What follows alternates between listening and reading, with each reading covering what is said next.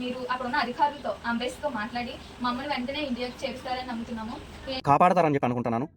So please ప్రతి ఒక్క YouTuber దీని మీద వీడియో ఎందుకు తెలియకుండా దాచినారు దీన్ని ఇన్ని రోజులు. ఇప్పుడు మేము ఎంతమంది ఇక్కడ 2800 దినాలు 2850 దినాలు కడితే పంపిస్తాము అని చెప్పి చెప్తున్నారు. ఎందుకు కట్టాలండి అంటే ప్రజెంట్ ఆమె కోమాలో ఉందన్నమాట.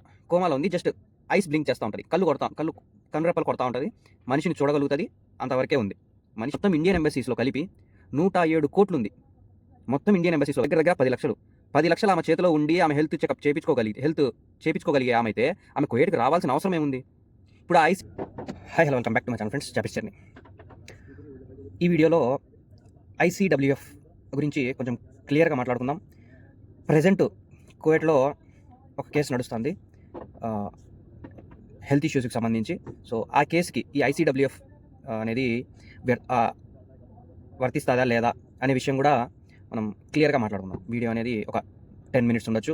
దీంట్లో ఒక 5 మినిట్స్ నేను మాట్లాడినా, ఒక 4 మినిట్స్ ఉంది ఆమె యొక్క భర్త, ఇద్దరు కూతుర్లు, పెళ్ళి కావాల్సిన ఇద్దరు కూతుర్లు మాట్లాడే మాటలు వినండి. సో ఫస్ట్ ఆఫ్ ఆల్ ఐసీడబ్ల్యూఎఫ్లో ఒక 4 పాయింట్స్ మెయిన్గా ఉన్నాయి. 4 పాయింట్స్. ఈ 4 పాయింట్స్లో ఒక 2 పాయింట్లు ఇప్పుడు మనకు అవసరం లేదంటే నెక్స్ట్ ఎప్పుడన్నా మాట్లాడుకుందాం దాని గురించి. 2 పాయింట్లు ఉన్నాయి.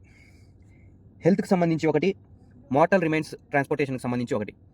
హెల్త్ ఇష్యూస్కి సంబంధించి emergency medical care financial aid.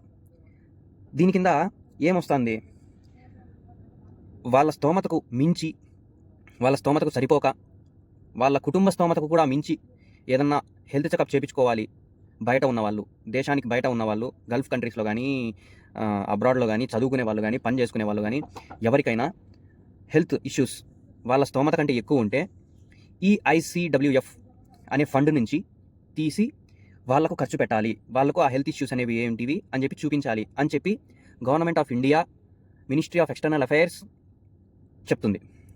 ఇది 3rd పాయింట్లో ఉంది, మీరు చూడొచ్చు.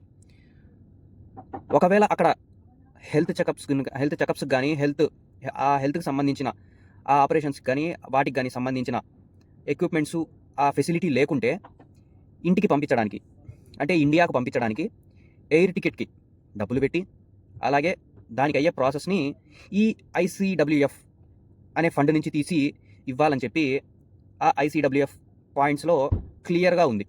మీకు వీలైతే ఇక్కడ స్క్రీన్ షాట్స్ కూడా పెడతాను.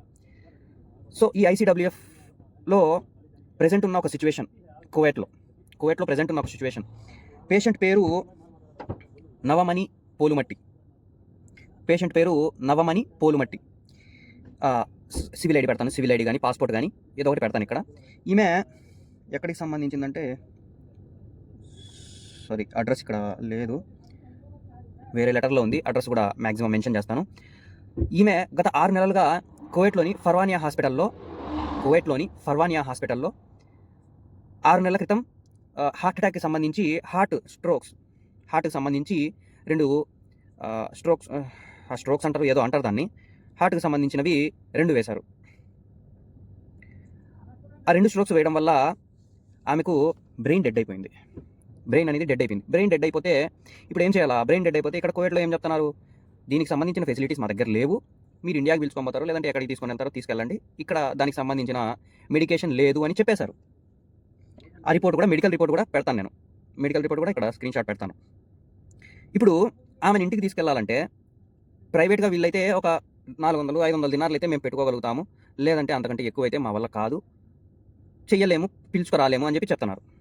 ఎవరు? ఇక్కడున్న వాళ్ళ తమ్ముడు అదే చెప్తున్నాడు, ఇంటి దగ్గర ఉన్న ఆమె భర్త, పిల్లలు కూడా అదే చెప్తున్నారు. ఇప్పుడు ఇక్కడ క్లియర్గా మెడికల్ రిపోర్ట్లో ఇచ్చినారు. అంటే ప్రజెంట్ ఆమె కోమాలో ఉంది, జస్ట్ ఐస్ బ్లింక్ చేస్తూ ఉంటుంది, కన్నురెప్పలు కొడతా ఉంటుంది, మనిషిని చూడగలుగుతుంది, అంతవరకే ఉంది, మనిషి బ్రతికే ఉంది, కోమాలో ఉంది, కన్నురెప్పలు కొట్టగలుగుతుంది. ఇప్పుడు అంత సిచ్యువేషన్లో ఉన్నప్పుడు ఇండియన్ ఎంబసీ అనేది మనకు హెల్ప్ చేయాలి, ఖచ్చితంగా చేయాలి.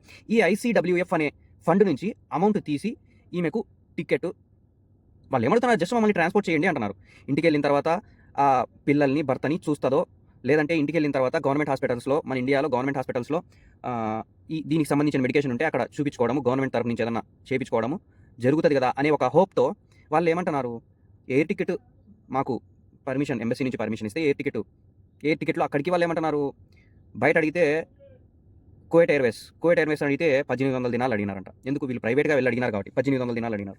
కానీ కొంతమంది ఇక్కడ 2800 దినాలు, 2850 దినార్లు కడితే పంపిస్తాము అని చెప్పి చెప్తున్నారు.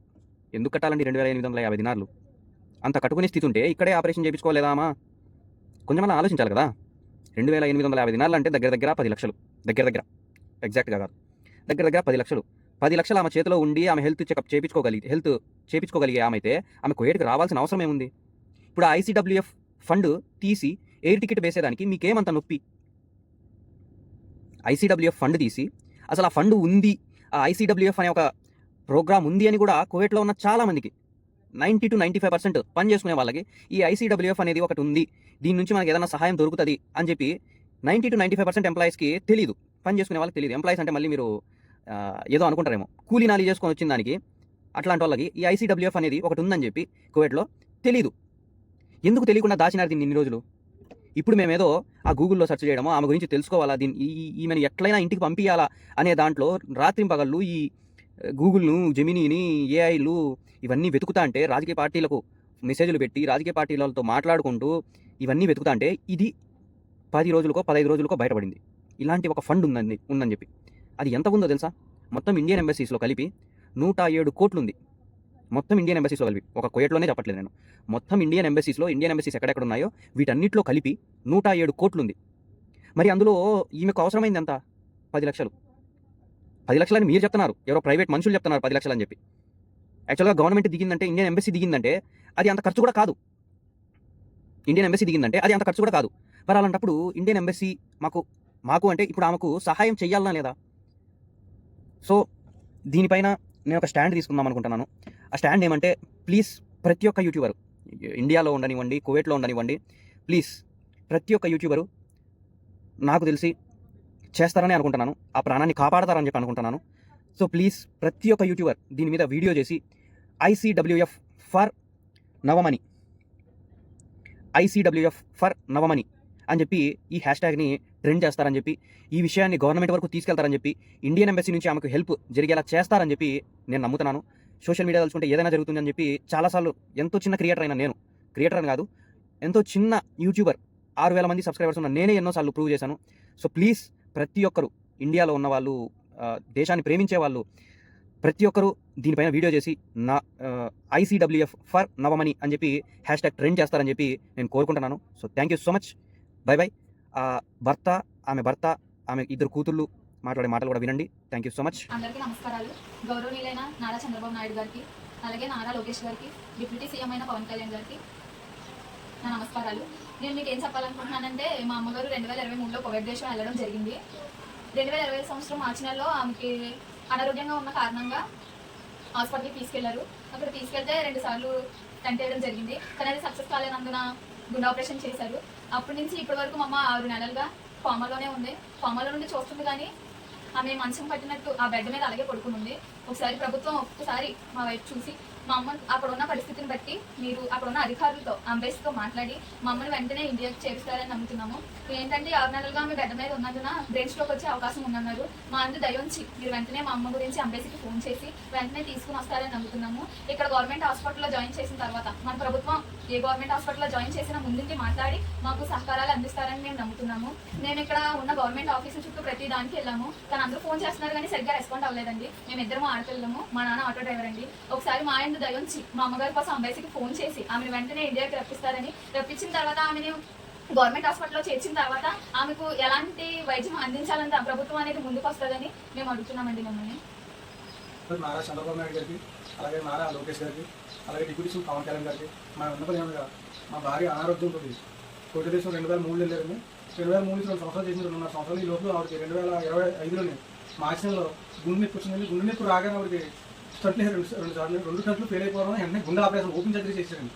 ఓపెన్ సర్జరీ చేశాక 15 రోజులు బాగానే ఉందండి. 15 రోజుల నుంచి హాస్పిటల్ నుంచి బయటకు డిశ్చార్జ్ చేసి మళ్ళీ వచ్చి కోటి దేశంలోనే ఆ వాండగారింటికి వెళ్ళిన మళ్ళీ ఆవిడ వెంటనే ఇంట్లేటర్ మీద ఇన్ఫెక్షన్ వచ్చి ఇంట్లేటర్ మీదకి వెళ్ళిపోయింది. ఆవిడ దగ్గరగా 6 నెలల నుంచి మంచం మీద ఉందండి.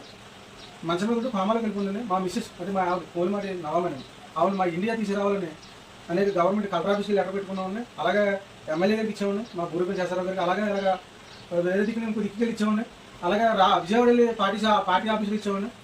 ఆర్టీసీ ఆఫీసులు ఇచ్చి అక్కడి నుంచి కూడా లెటర్ ఇచ్చామని అందరికీ లెటర్ ఇచ్చాం కానీ మాకు వాళ్ళు ఫోన్ చేస్తున్నారు మమ్మల్ని రెస్పాండ్ అవుతారు గవర్నమెంట్. అందుకని మీరు దయించి సీఎం గారికి, నారా లోకేష్ గారికి, అలాగే డిప్యూటీ సీఎం గారు పవన్ కళ్యాణ్ గారికి మీరు మా వినపం ఏంటంటే, మాకు ఇది సోషల్ మీడియా ద్వారా పెడతా ఉన్నాము, మీరు మా అందరికీ రెస్పాండ్ అయ్యి మా మిస్సెస్ నేను ఇండియా తీసుకురావాలని కోరుకుంటూ, అదే గవర్నమెంట్ ద్వారా తీసుకురావాలని మేము కోరుకుంటున్నామని. మా దగ్గర డబ్బులు లేని పరిస్థితి, నేను అడ్వర్టైజర్ అండి, నేను చాలా ఇబ్బందులు ఉన్నాను, ఇద్దరు అమ్మాయిలు నాకు.